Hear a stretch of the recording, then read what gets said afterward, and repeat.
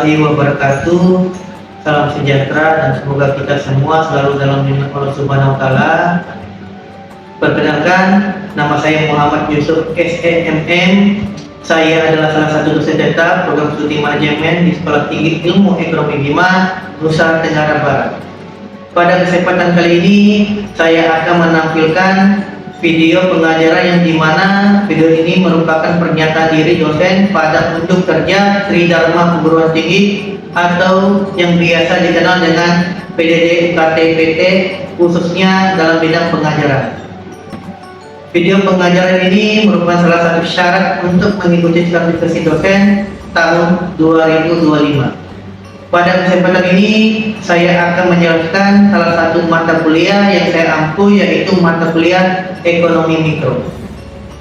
Mata kuliah ini adalah mata kuliah sesuai dengan kepakaran saya, di mana dalam 4 tahun terakhir, saya adalah dosen penanggung jawab pada mata kuliah ini. Mata kuliah ini adalah mata kuliah wajib yang harus diprogramkan oleh mahasiswa dengan bobot 3 SKS yang berlangsung pada semester genap. Sama halnya dengan mata kuliah lainnya, mata kuliah ini terdiri dari 16 kali pertemuan, yang dimana 2 kali pertemuan merupakan UTS dan UAS, dan 14 kali pertemuan lainnya merupakan proses perkuliahan. Mata kuliah Ekonomi Mikro adalah mata kuliah yang membahas tentang menganalisis terbentuknya harga dan mengidentifikasi pelaku di pasar produksi. Mata kuliah ini berfokus pada pelaku di pasar barang dan peran pemerintah dalam perekonomian. Capaian pembelajaran yang diharapkan pada mata kuliah ini adalah yang pertama, menguasai konsep teori secara mendalam tentang hakikat ilmu ekonomi. Yang kedua, menunjukkan sikap bertanggung jawab atas pekerjaan di bidang keahlian secara mandiri. Yang ketiga, menunjukkan sikap jujur, luhur, dan setia dalam menjalankan profesi dan pekerjaannya. Yang keempat, mampu menerapkan pemikiran logis, kritis, sistematis, dan inovatif dalam konteks pengembangan atau implementasi ilmu, pengetahuan, dan teknologi yang memperhatikan dan menerapkan nilai humaniora yang sesuai dengan bidang keahliannya. Yang kelima, mahasiswa mampu menunjukkan kinerja mandiri, bermutu, dan terukur. Yang keenam, mampu mengambil keputusan secara tepat dalam konteks penyelesaian masalah di bidang keahliannya berdasarkan hasil analisis informasi dan data. Adapun kemampuan akhir setiap pembelajaran yang ingin dicapai dalam mata kuliah Ekonomi Mikro ini adalah yang pertama, mahasiswa dapat memahami dan menjelaskan tentang pengertian hakikat ilmu ekonomi. Yang kedua, mahasiswa dapat memahami dan menjelaskan tentang pola kegiatan ekonomi. Yang ketiga, mahasiswa dapat memahami dan menjelaskan tentang mekanisme penentuan harga, permintaan dan penawaran. Yang keempat, mahasiswa dapat memahami dan menjelaskan tentang elastisitas permintaan dan penawaran. Yang kelima, mahasiswa dapat memahami dan menjelaskan tentang penentuan harga. Yang keenam, mahasiswa dapat memahami dan menjelaskan tentang perilaku konsumen. Yang ketujuh, mahasiswa dapat memahami dan menjelaskan tentang teori dan biaya produksi. Adapun materi pembelajaran yang akan diajarkan di mata kuliah Ekonomi Mikro ini adalah yang pertama, hakikat ilmu ekonomi. Yang kedua, pola kegiatan perekonomian. Yang ketiga, mekanisme penentuan harga. Yang keempat, keseimbangan pasar. Yang kelima, elastisitas permintaan dan penawaran. Yang keenam, penentuan harga dan aplikasi. Yang ketujuh, perilaku konsumen. Yang kedelapan, teori dan biaya produksi. Kesembilan, pasar persaingan sempurna. Kesepuluh, pasar monopoli. Kesebelas, pasar oligopoli. Dan yang kedua pasar monopolistik. Adapun referensi utama untuk mata kuliah Ekonomi Mikro ini adalah buku berjudul Wilson Bangun 2010 Teori Ekonomi Mikro, Revika Aditama, Bandung. Yang kedua, Iskandar Putu 2023 Pengajar Ekonomi, Gahli, Jakarta, dan referensi pendukung lain.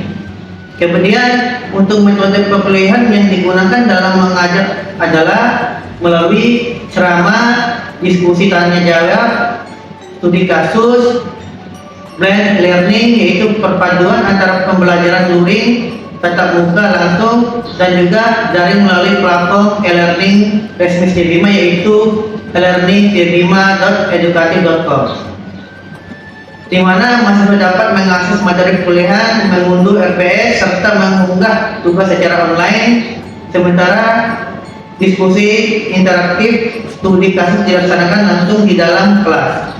Untuk asesmen atau penilaian dalam mata kuliah ini adalah yang pertama bobot kehadiran 10%, yang kedua bobot keaktifan 10%, yang ketiga bobot tugas dan kuis 20%, yang keempat bobot UTS 30%, dan yang kelima bobot UAS 30%. Adapun media pembelajaran yang digunakan adalah yang pertama modul atau RPS yang dapat diunduh dari e-learning J5, yang kedua PowerPoint dan studi kasus, yang ketiga video pembelajaran. Nah, itu tadi penjelasan singkat mengenai mata kuliah ekonomi mikro. Selanjutnya mari kita saksikan video pembelajaran mata kuliah ekonomi mikro materi 9 tentang pasar persaingan sempurna. Bismillahirrahmanirrahim. Assalamualaikum warahmatullahi wabarakatuh. Waalaikumsalam warahmatullahi wabarakatuh. Jadi di mata kuliah ekonomi mikro ini kita akan membahas terkait dengan pasar persaingan sempurna. Mungkin di sini kita sama-sama bisa melihat apa itu pasar persaingan sempurna. Jadi pasar persaingan sempurna ini adalah struktur pasar yang ditandai oleh jumlah pembeli, penjual yang sangat banyak. Jadi jenis pasar persaingan sempurna ini terjadi apabila pembeli dan penjual itu sama-sama banyak. Dan di pasar persaingan sempurna ini, semua bisa membeli sesuai dengan apa yang diinginkan. Jadi ada beberapa sifat pasar persaingan sempurna. Yang pertama itu jumlah penjual dan pembeli banyak. Jadi jumlah pembeli dan penjual ini kan dikatakan banyak apabila pasar ini tempatnya luas. Selanjutnya itu barang dijual sejenis, serupa dan mirip satu sama lain. Mungkin apa yang saya katakan tadi itu kan, yang jual sayur saya semua, ikan semua. Penjual bersifat menurun harga. Kenapa sih di pasar persaingan sempurna itu penjual ini bisa menurunkan harga? Ada yang bisa menjawab? Kenapa di pasar persaingan sempurna penjual yang menurunkan harga? Jadi penjual itu kan pasti ya bisa menurunkan harga dikarenakan mereka ingin mendapatkan keuntungan.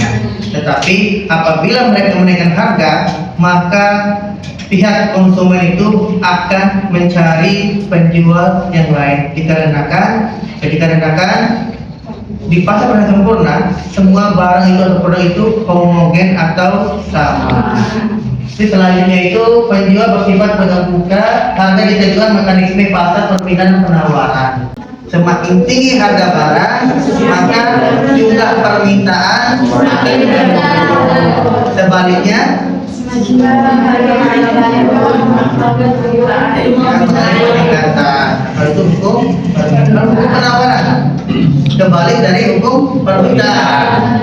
Kalau permintaan dari konsumen, kalau penawarnya dari produsen. Jadi produsen itu kan akan menjual dengan harga yang mahal. Apabila laku, maka mereka akan memproduksinya dengan jumlah yang banyak. Jadi antara permintaan penawar ini kan bertolak belakang. Dikarenakan kalau kita konsumen kan akan mencari harga yang terbaik yang sesuai dengan kemampuan kita atau perekonomian kita. Jadi kenapa sih posisi tawar konsumen ini sangat kuat di pasar persaingan sempurna? Dan terjawab karena di pasar persaingan sempurna itu semua penjual kan jadinya sama. Apabila dia tidak mampu menawar di pedagang A, pasti dia akan berkeliling ke pedagang B, C, dan D untuk mendapatkan harga yang terbaik. Jadi disitulah dinamakan pasar persaingan sempurna karena menjual jenis yang sama, harga yang sama, tapi konsumen juga itu pasti akan melihat kualitas dari barang yang diinginkan. Kenapa di pasar persaingan sempurna itu dikatakan bahwa keuntungannya itu di atas rata-rata? Yang pertama itu dikarenakan banyaknya jumlah pembeli. Terus yang kedua, tidak ada saingannya, ya kan? Jadi kalau sebagian besar ya masyarakat ini kan selalu mengkonsumsi, apalagi masyarakat Indonesia ya, selalu mengkonsumsi sayur, ikan, dan lain-lain. Sensitif terhadap perubahan harga. Kenapa di pasar pasar sempurna ini dikatakan apabila salah satu pedagang menaikkan harga, maka konsumen itu tidak akan melirik dagangan dia. Ada yang tahu alasannya kenapa?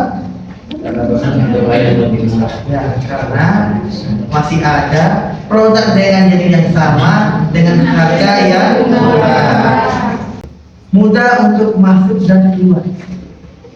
Kenapa dikatakan di pasar pasar sempurna itu mudah masuk dan mudah keluar? Di pasar pasar sempurna itu maupun pembeli penjual itu bebas masuk, tidak ada larangan. Ya, dikarenakan semua jenis pasar, semua jenis-jenis yang diinginkan oleh konsumen ada semua di pasar pasar sempurna. Tinggal tergantung dari apa yang diinginkan oleh kita sebagai konsumen. Di sini ada kelebihan dari pasar sempurna itu. Yang pertama, tidak dapat persaingan harga antara penjual disebabkan harga yang tercipta di pasar akan diikuti oleh seluruh penjual. Informasi yang sempurna dipunyai oleh penjual maupun pembeli. Kenapa? Salah satu keunggulan di pasar pasar sempurna itu informasinya itu lebih unggul antara penjual dan pembeli. Nanti yang tahu? Di poin kedua, ada yang bisa menjelaskan?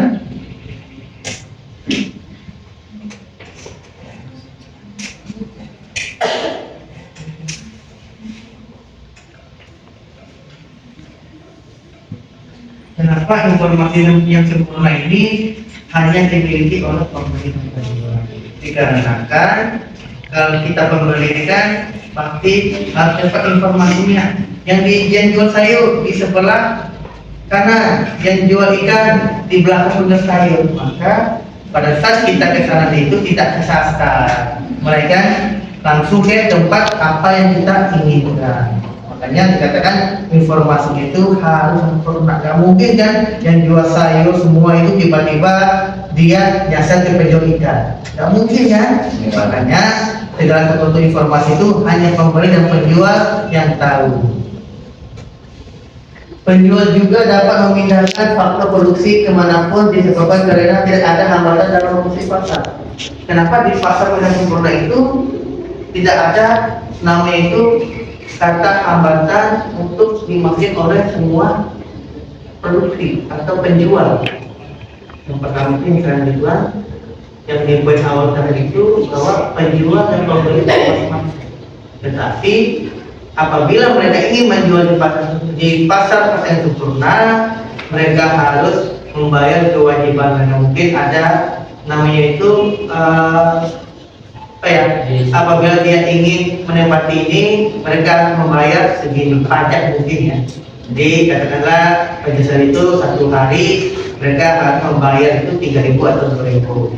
Jadi uang pembayaran itu untuk pendapatan daerah, untuk merelokasikan atau memperbaiki apabila ada kerusakan-kerusakan yang terjadi di pasar tempat mereka berjualan.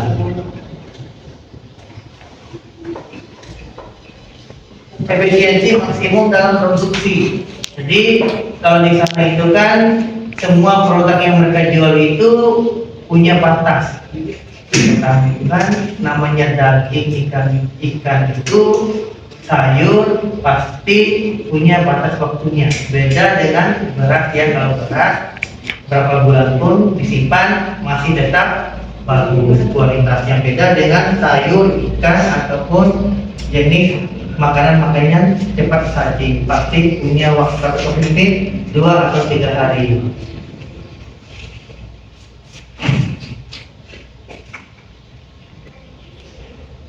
Jadi tadi kita ngomong masalah kelebihan, terus dari sini itu kita ngomong masalah kekurangan dari pasar persaingan sempurna.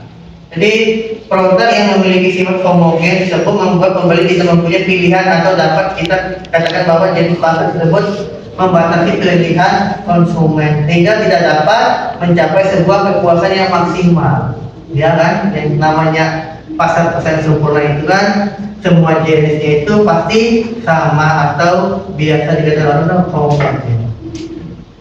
Ya sayur semua, ikan semua. Berarti kita juga sebagai pembeli itu merasa jenuh hanya melihat produk ini saja yang kita lihat selama 1 bulan, 1 hari atau bulan-bulan berikutnya. Beda dengan pasar modern. Kan kalau pasar modern kan kalau kita ke mall ituan semua jenis itu bisa kita lihat. Beda dengan pasar persaingan sempurna. Pasar modern masuk ada makanan, minuman, buah-buahan, ya, makanan cepat saji ataupun hal-hal yang kita inginkan.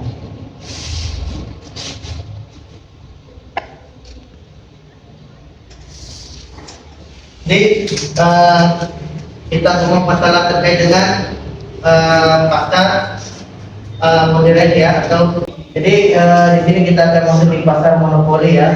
Jadi apa itu pasar monopoli? Jadi di sini pasar monopoli itu adalah satu pasar di mana hanya ada satu perusahaan saja.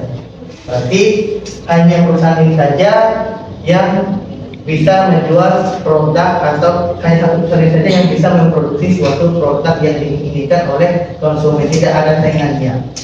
Makanya disebut dengan pasar monopoli. Oke, di sini industri satu perusahaan barang atau jasa yang dihasilkan tidak dapat dibeli dan di tempat lain. Ada yang tahu apa saja contoh terkait dengan pasar monopoli?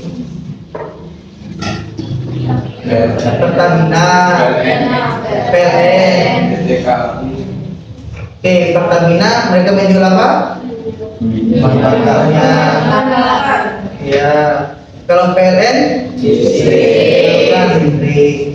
Selain PLN Pertamina, PDAE, PTKI. Jadi semua perusahaan itu tidak ada saingannya.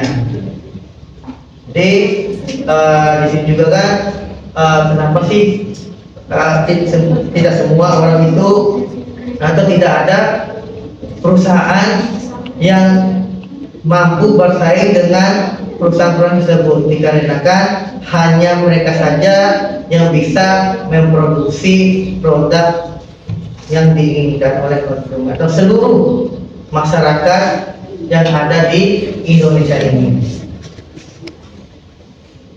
Jadi tidak ada barang pengganti yang serupa. Barang yang diperjualbelikan dalam pasar monopoli tidak bisa digantikan dengan barang lain. Oke, terkait dengan barang pengganti ada mesti ingat apa kata lain dari barang pengganti. Ya. Dalam istilah ekonomi itu barang pengganti ini biasa disebut dengan barang substitusi. Jadi kalau biasanya itu kan orang menggunakan itu barang substitusi atau barang pengganti. Ada nggak yang bisa menggantikan listrik? Apabila kita memegang PLN, PLN memegang listrik, ada nggak pengganti? Ada kan? Kalau PLN ada yang namanya diesel. Diesel juga itu punya bahan bakar lagi, berarti double kita mengeluarkan biaya. Air sekarang akhirnya air isi ulang ada di tiap-tiap daerah. Ya, yang nggak ada adalah Pertamina, produk yang diproduksi oleh Pertamina, bensin, pertalite, Pertamax, gas LPG, ya. Jadi nggak ada yang bisa menyaingi produk yang dikeluarkan oleh Pertamina, dikarenakan susah untuk dibeli. Apalagi apabila ada perusahaan yang ingin meniru produk-produk yang dikeluarkan oleh pasar monopoli, maka perusahaan itu pasti akan mendapatkan denda. Oke, hanya itu perusahaan lain sulit masuk dalam industri. Keuntungan yang didapatkan perusahaan pasar monopoli tidak mendorong perusahaan lain untuk ikut dalam industri tersebut. Yang disebabkan banyaknya hambatan yang kuat.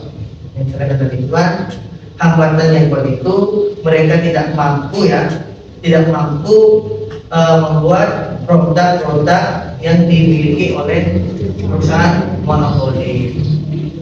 Perusahaan di pasar monopoli sebagai penentu harga, hal ini karena perusahaan yang ada di pasar monopoli merupakan satu-satunya wajar perusahaan monopoli itu bisa menaikkan atau menurunkan harga. Ya, dulu waktu kami zaman SD SMA itu kan harga bensin ini 1 liter itu cuma Rp1.000. Coba kalian bayangkan, harga itu dibandingkan harga zaman dulu dan harga kali ini bisa 100% berkali-kali lipat, dari 1.000 menjadi 10.000. Itu pun di zaman kami itu hanya mengenal namanya itu bensin, bukan pertama, bukan pertalite. Jadi semua warga itu bisa menikmati.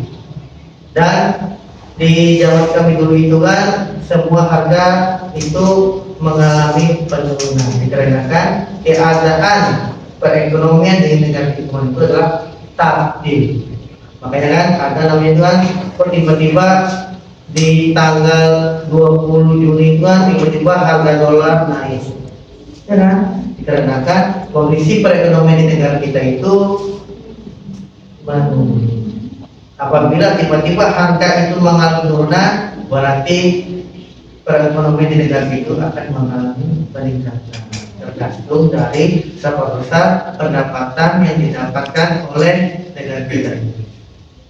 Makanya kan kenapa sih kan ada kan dalam negara kita ini kan, kenapa negara kita ini kan sudah hutang di luar negeri, kenapa tidak mau membayar dengan mencetak uang sendiri?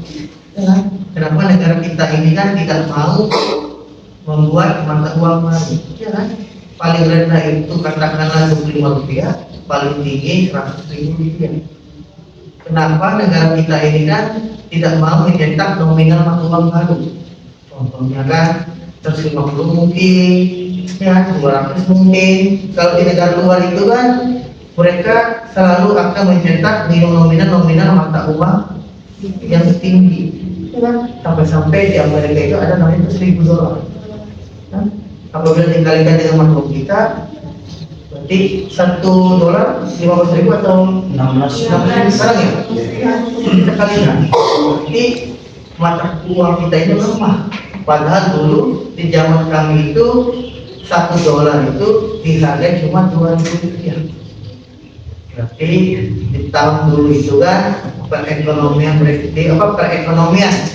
di Indonesia ini stabil, sehingga harga-harga bahan pokok itu semuanya murah.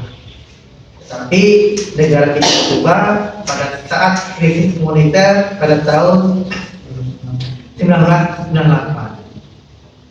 Jadi ada kelebihan dari pasar monopoli. Yang pertama itu perusahaan monopoli selalu berusaha melakukan pengembangan produk melalui research and develop untuk mengembangkan produk yang berkembang. Jadi mereka ini kan harus ya bagaimana mereka ini melakukan riset sehingga mereka bisa mengembangkan produk yang mereka kembangkan. Contohnya kan kalau dari dulu itu hanya kenal bensin, sekarang ada Pertalite, Pertamax Turbo ataupun yang lain.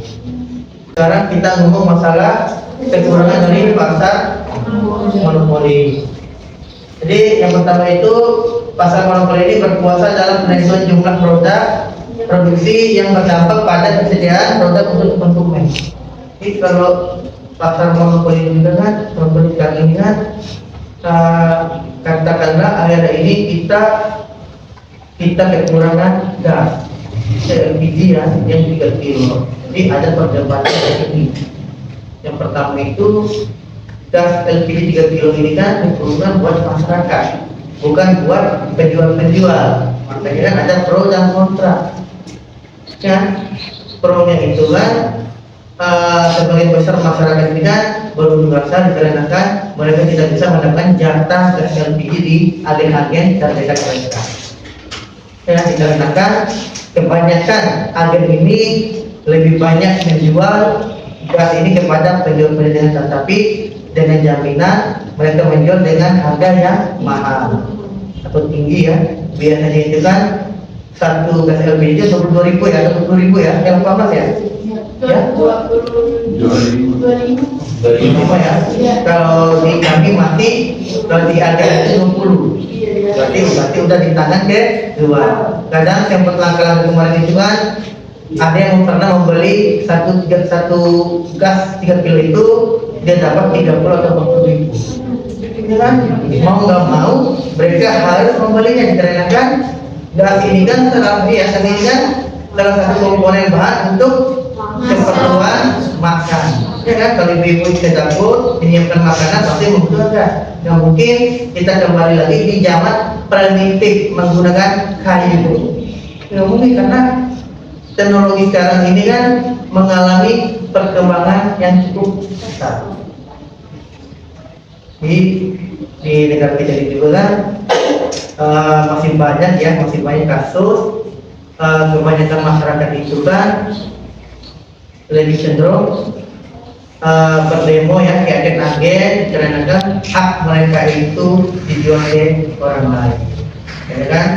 Kayak mungkin itu terjadi di tiap-tiap tempat tinggal kalian. Terus persaingan ini juga menumbuhkan ketergantungan konsumen karena mereka tidak bisa membeli pada perusahaan yang lain.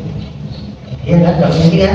Bisa membeli perusahaan lain, tetapi kita harus mengeluarkan dengan nominal yang cukup tinggi. Contohnya kan, sederhana saja, materai kita beli pos harga 10.000.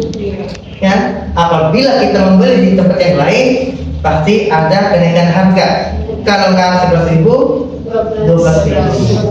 Nah, itu yang contoh sederhana kan. Apabila kentangan kedua, maka harganya beda lagi, kentangannya tiga lagi. Ya kan? Namanya kita ingin menjual pasti ingin mendapatkan keuntungan. Nggak mungkin kita ini ingin berwirausaha tanpa mendapatkan keuntungan atau imbalan. Monopolis akan bebas menguasai penjualan karena perusahaan lain susah masuk pasar. Yang katakan tadi itu kan, karena jumlahnya terbatas dan hanya orang yang mempunyai saja yang bisa menjual produk yang diproduksi oleh perusahaan monopoli. Sekian ya pertemuan kita kali ini. Mudah-mudahan kita bisa bertemu lagi di pertemuan berikutnya. Ya, wabillahi hidayah. Wassalamualaikum warahmatullahi wabarakatuh. Waalaikumsalam warahmatullahi wabarakatuh.